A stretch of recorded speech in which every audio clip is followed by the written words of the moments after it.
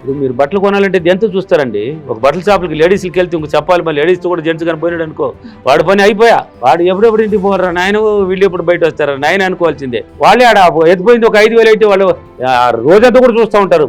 అంటే అక్కడ రకరకాలుగా ఉంటుంది, చూస్తారు దీన్ని. అంటే వాళ్ళకి నచ్చింది, దాన్ని డబ్బు లేకపోయినా కూడా ఇది బాగుంది, దీన్ని ఎలాగైనా కొనాలనేసి ఆ కంటితో చూపిస్తారు కాబట్టి నస్తుంది. కాబట్టి ఫోన్పేలు అనేది ఎమర్జెన్సీకి వాడాల్సింది, తప్పదు. చిన్న విషయాలు కూడా ఫోన్పేనా? నువ్వు డబ్బు సంపాదించాలనుకున్న వాళ్ళు ఫోన్పే వాడితే డబ్బు ఎలా వస్తుంది మీకు? ఫోన్పే వాడు. ఇప్పుడు ఇక్కడి నుంచి ఎక్కడికో పంపేయాలి, ఫోన్పే పంపించుకో, లేక గూగుల్ పే ఉంది, దేనికైనా పంపించుకో.